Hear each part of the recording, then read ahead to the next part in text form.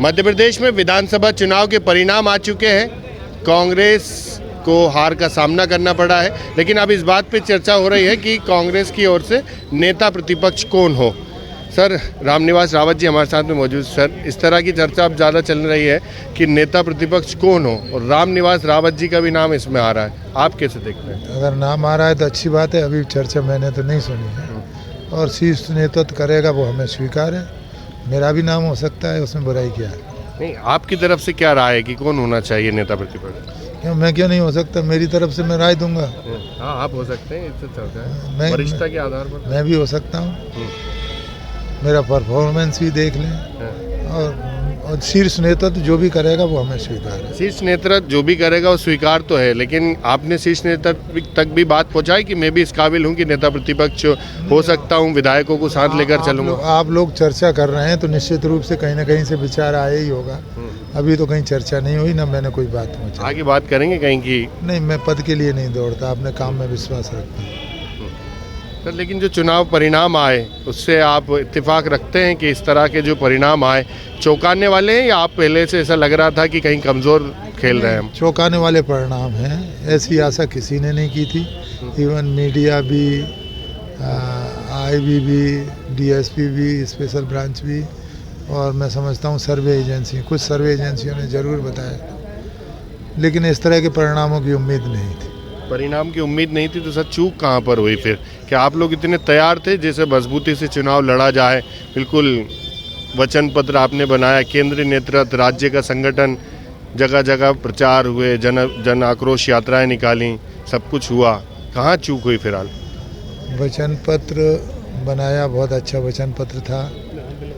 एक चूक तो हमारी, सबसे बड़ी चूक तो यही हुई कि हमने अपने वचन पत्र के प्रोग्राम बहुत पहले डिक्लेयर कर लिए, जिसे बीजेपी ने पकड़ के उसे एडॉप्ट करके तुरंत चूँकि सत्ता में बैठी थी लागू कर दिया।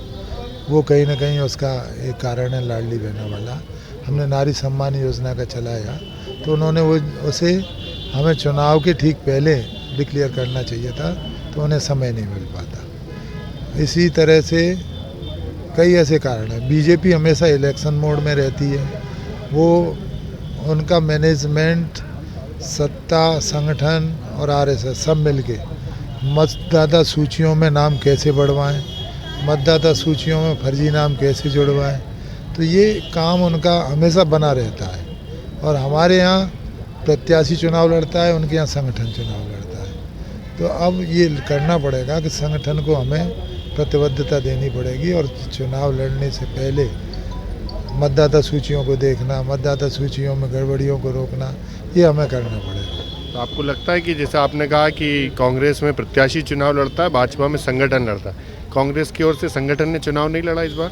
नहीं, संगठन ने चुनाव लड़ा है। संगठन में जो रहे हैं उन्होंने चुनाव लड़ा है, लेकिन जितनी मजबूती से, प्रत्याशी का भी पता नहीं रहता, बहुत लेट प्रत्याशी घोषित हो पाता है, उनका संगठन काम करता रहता है। यहाँ जिसके प्रति प्रतिबद्धता है वो देखते रहते हैं कि इन्हें टिकट मिलेगा कि नहीं।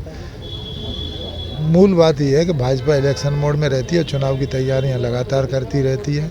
हमारे यहाँ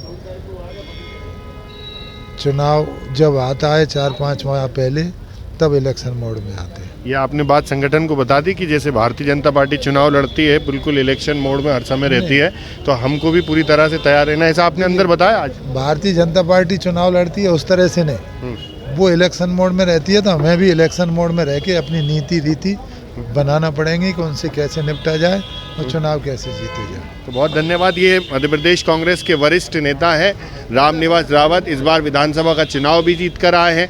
दावेदारी भी है कि नेता प्रतिपक्ष हो, और उनका यही कहना है कि मध्य प्रदेश में जो विधानसभा के चुनाव हुए, कांग्रेस को ज़रूर हार का सामना करना पड़ा, लेकिन सीख की ज़रूरत है, क्योंकि भारतीय जनता पार्टी का प्रत्याशी नहीं संगठन चुनाव लड़ता है और कांग्रेस में प्रत्याशी चुनाव लड़ता है, इसलिए पूरे समय इलेक्शन मोड में रहने की ज़रूरत है। तो अब देखना यही होगा कि कांग्रेस की आगे क्या रणनीति होगी। भोपाल से TV9 मध्य प्रदेश छत्तीसगढ़ के लिए आमिर खान।